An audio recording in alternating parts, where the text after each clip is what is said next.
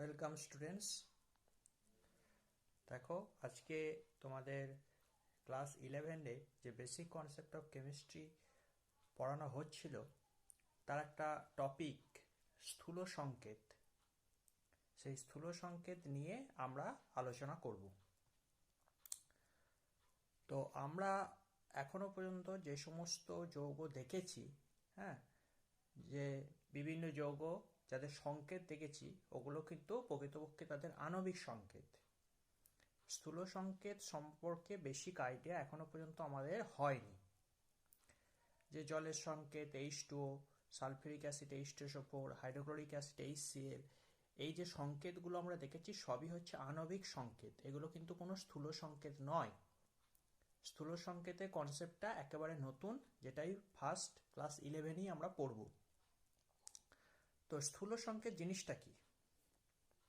স্থূল সংকেত হচ্ছে কোনো একটা যৌগের একটা অণুর মধ্যে যেসব বিভিন্ন পরমাণু থাকে, হ্যাঁ, সেই পরমাণুগুলির সংখ্যার অনুপাত নির্ণয় করে যৌগটার যে সরলতম সংকেত পাওয়া যায় সেটাকেই বলবো আমরা ওই যৌগের স্থূল সংকেত।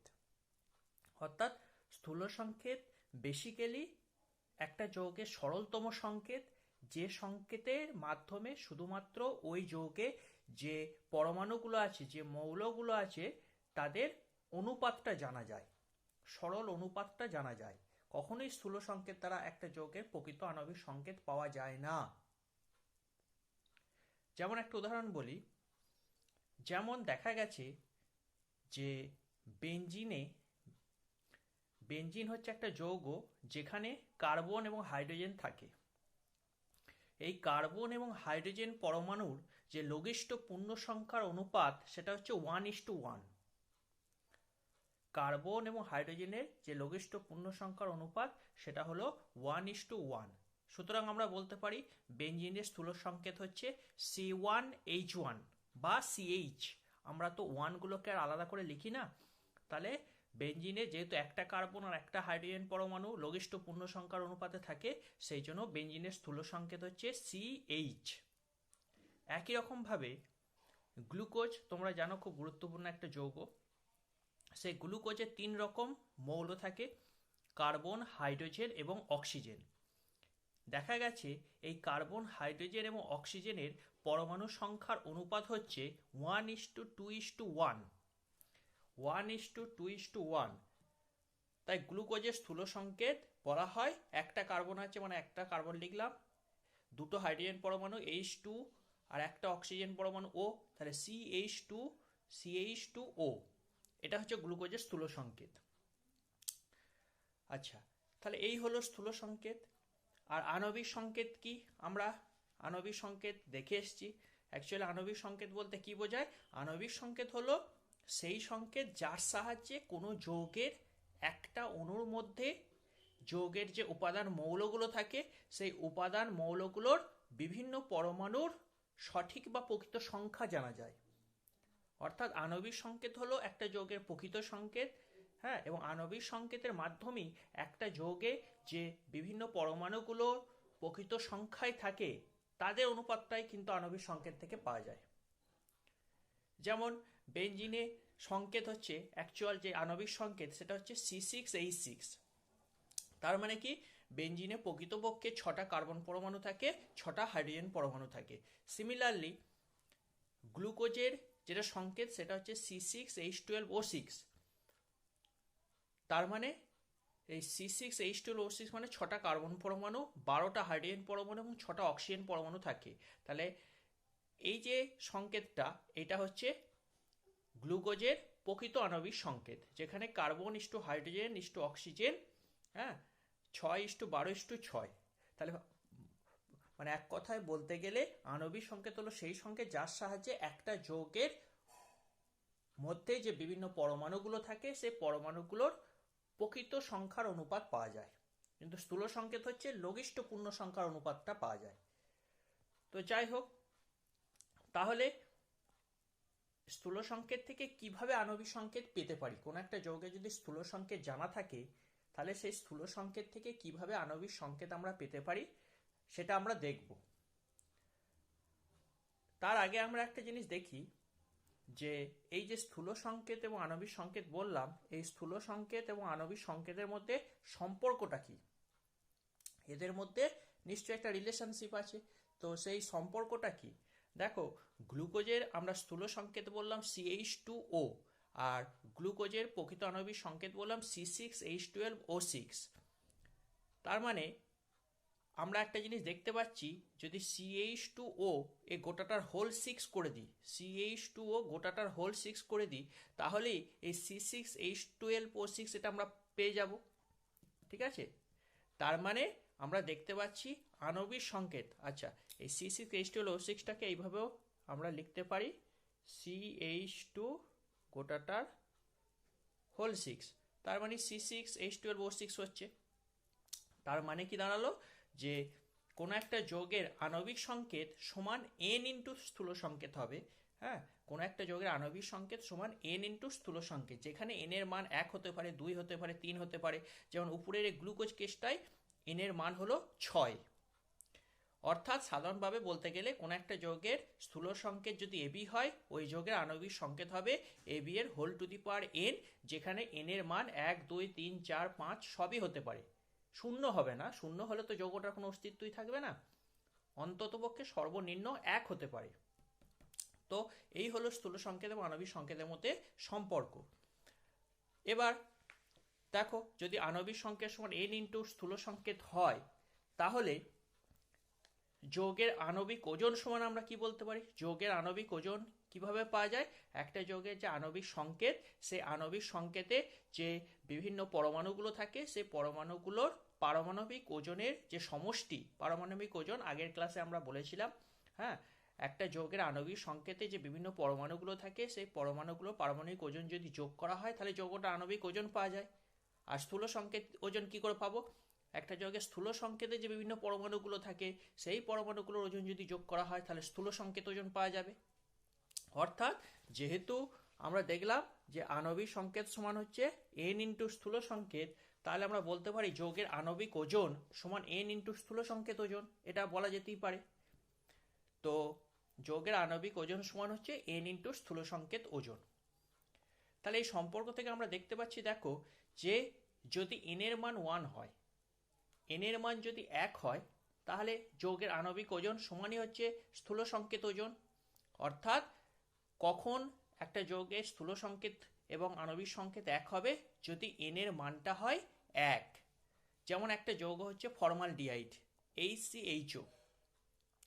এই ফর্মালডিহাইডের ক্ষেত্রে এই স্থূল সংকেত যা, আণবিক যে সংকেত সেটাও হচ্ছে একই।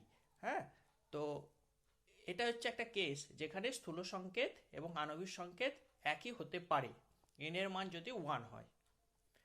তো এই যে এতক্ষণ ধরে আমরা স্থূল সংকেত নিয়ে আলোচনা করছি, তো এবার প্রশ্ন হচ্ছে যে কোনো একটা যৌগের স্থূল সংকেত কিভাবে নির্ণয় করা যায়।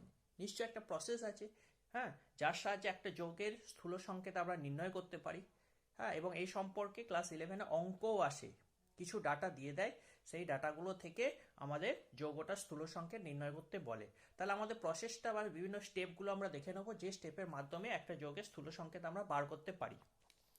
আচ্ছা, তাহলে দেখো প্রথম স্টেপে কি করা হয়, প্রথমে যৌগে উপস্থিত যে বিভিন্ন মৌলগুলো আছে, সেই বিভিন্ন মৌলগুলো শতকরা সংযুক্তি নির্ণয় করতে হবে। যদি অঙ্ক দেয় তাহলে শতকরা সংযুক্তিগুলো বলে দেবে। হ্যাঁ, তো ফার্স্ট স্টেপ হচ্ছে যে কোনো একটা যৌগে যে বিভিন্ন মৌলগুলো আছে, যেমন গ্লুকোজের মধ্যে কার্বন আছে, হাইড্রোজেন আছে, অক্সিজেন আছে, সেরকমই কোনো একটা যৌগে যে বিভিন্ন মৌলগুলো আছে, সেই মৌলগুলো কতটা পার্সেন্টেজে আছে, শতকরা মাত্রা তাদের পরিমাণগুলো জানতে হবে। হ্যাঁ, তো এটা ফার্স্ট স্টেপ। সেকেন্ড স্টেপে কি করতে হবে, যৌগে উপস্থিত মৌলগুলো পারমাণবিক ভর জানতে হবে। হ্যাঁ, যেমন গ্লুকোজে কার্বন, হাইড্রোজেন, অক্সিজেন সবারই পারমাণবিক ভর আমাদের জানা, কার্বনের হচ্ছে 12, হাইড্রোজেনের হচ্ছে 1, অক্সিজেন হচ্ছে 16। তো ফার্স্ট স্টেপে হচ্ছে শতকরা সংযুতি দেখলাম, মানে কত করে পার্সেন্টেজে আছে একটা যৌগে বিভিন্ন মৌলগুলো। সেকেন্ড স্টেপে আমরা কি জানতে হবে আমাদের, যে কোনো একটা যৌগে যে বিভিন্ন মৌলগুলো আছে তাদের পারমাণবিক ভর কত করে হয়। 3 নম্বর স্টেপে আমাদের কি করতে হবে, ওই যৌগে উপস্থিত মৌলগুলোর পরমাণু সংখ্যার অনুপাত বার করতে হবে। পরমাণু সংখ্যার অনুপাত বার করতে হবে বলতে তাহলে যৌগে উপস্থিত বিভিন্ন মৌলগুলো শতকরা সংযুতি জেনেছি, পারমাণবিক ভর জেনেছি। পরমাণু সংখ্যা কিভাবে বার করতে হয়? পরমাণু সংখ্যা বার করতে গেলে শতকরা পরিমাণকে তার পারমাণবিক ভর দিয়ে ভাগ করতে হয়। শতকরা পরিমাণকে যদি ওই মৌলগুলো পারমাণবিক ভর দিয়ে ভাগ করা হয়, তাহলে প্রত্যেকটা মৌলের পরমাণু সংখ্যা কি হবে সেটা কিন্তু জানা যায়। তো পরমাণু সংখ্যা আমরা বার করলাম 3 নম্বর স্টেপে।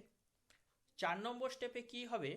এই যে পরমাণু সংখ্যাটা বেরোলো, এই পরমাণু সংখ্যাটা অর্থাৎ মৌলের শতকরা পরিমাণকে পারমাণবিক ভর দিয়ে ভাগ করে যে পরমাণু সংখ্যাটা বেরোবে সেটা হয়তো ভগ্নাংশ বেশিরভাগ ক্ষেত্রেই বেরোয়, বেশিরভাগ ক্ষেত্রেই ভগ্নাংশ বেরোবে।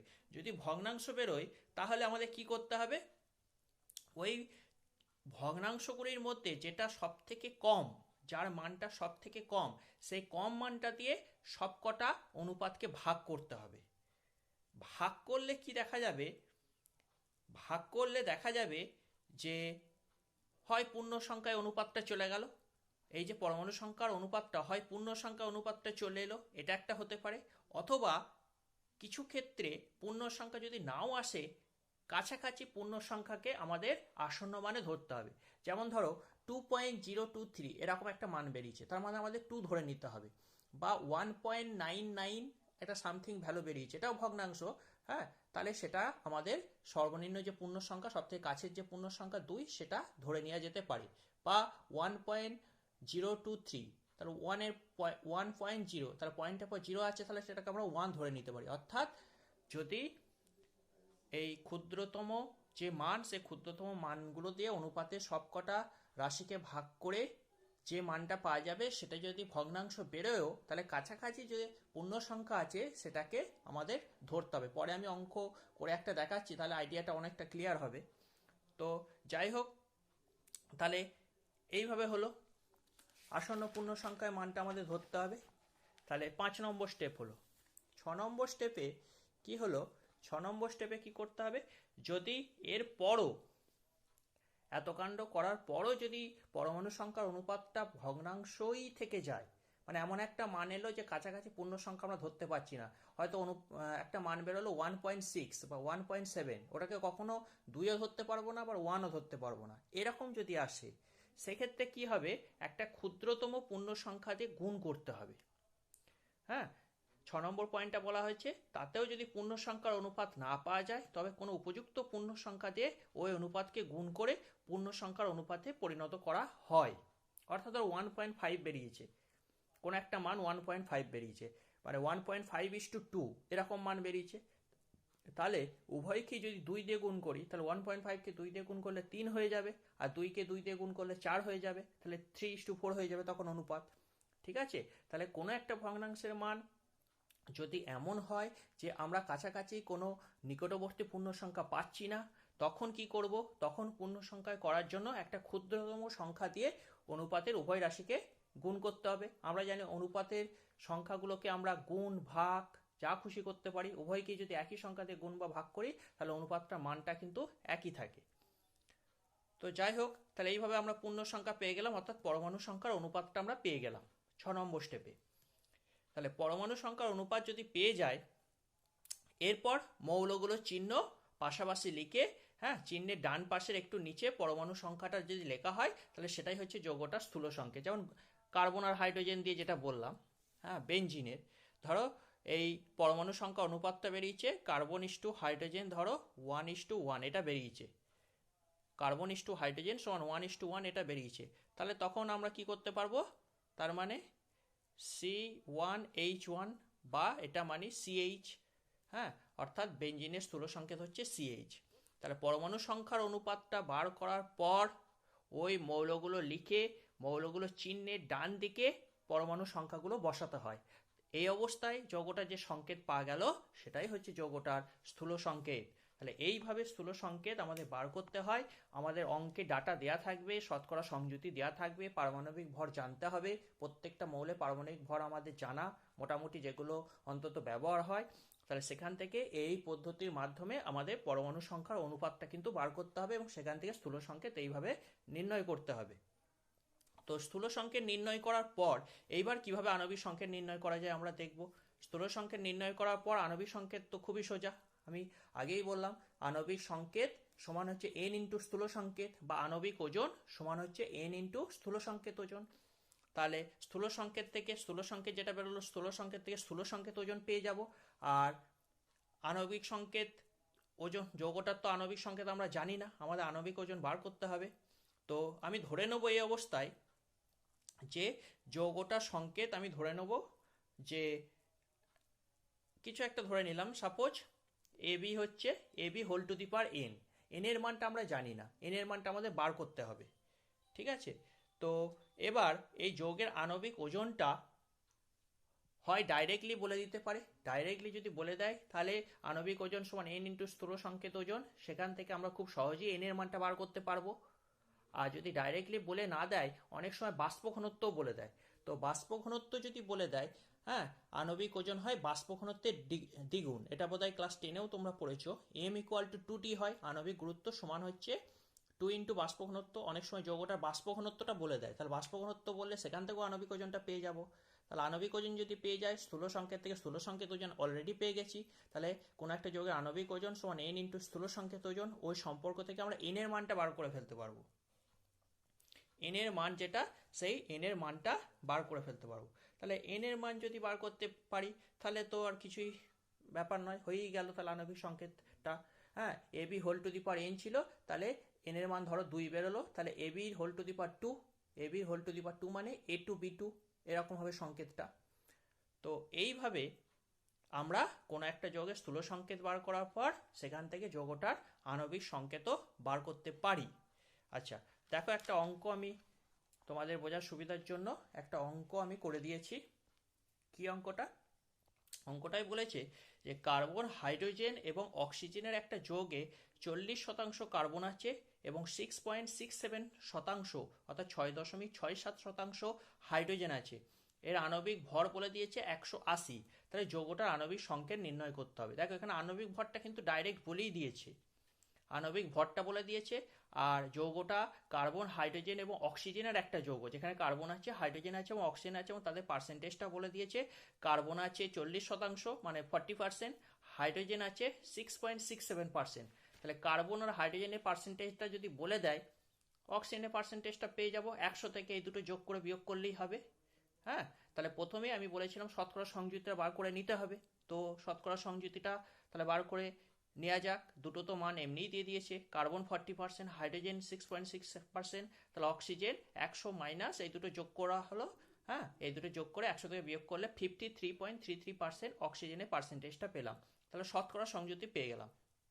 তাহলে এবার যেহেতু যৌগটাতে কার্বন, হাইড্রোজেন আর অক্সিজেন আছে, এদের পরমাণু সংখ্যার অনুপাত আমাদের বার করতে হবে। তাহলে এইভাবে লিখলাম কার্বন ইসটু হাইড্রোজেন ইসটু অক্সিজেন, এইভাবে লিখলাম। শতকরা পরিমাণগুলো বসিয়ে দিলাম, carbon 40, hydrogen 6.67, oxygen 53.33।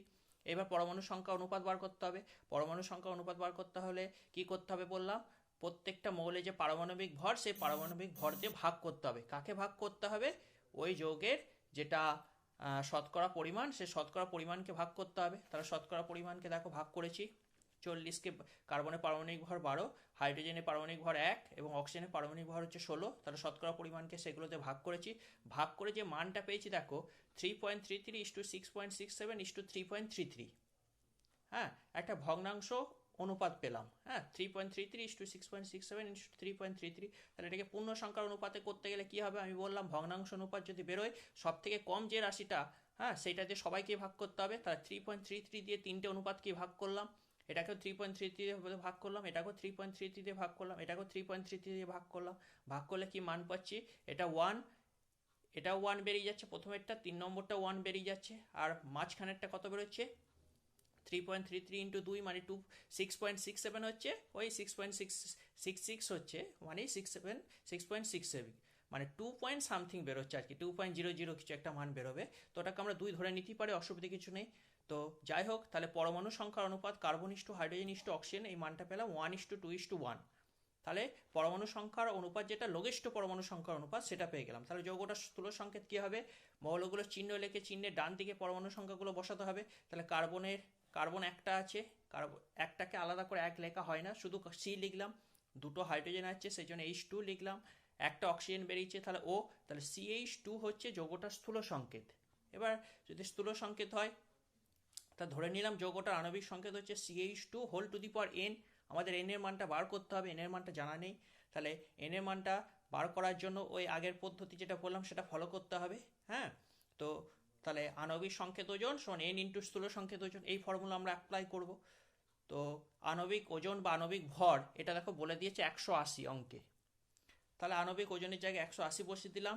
n into স্থূল সংকেত ওজন কত হবে? স্থূল সংকেত ওজন মানে স্থূল সংকেত থেকে যে ওজনটা, কার্বনের হচ্ছে 12, হাইড্রোজেন হচ্ছে 2, 12 আর অক্সিজেনের পারমাণবিক ভর হচ্ছে 16, তার টোটাল হচ্ছে 30। তাহলে 180 সমান n ইন্টু 30, সেখান থেকে n এর মান বার করলাম, n এর মান বেরোলো 6।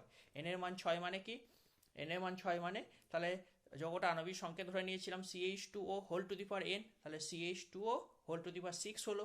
হ্যাঁ, তার মানে এই ব্র্যাকেটটা যদি তুলে দিই C6H12O6, তার যৌগটার প্রকৃত আণবিক সংকেত হলো C6H12O6, অর্থাৎ যৌগটা হচ্ছে গ্লুকোজ।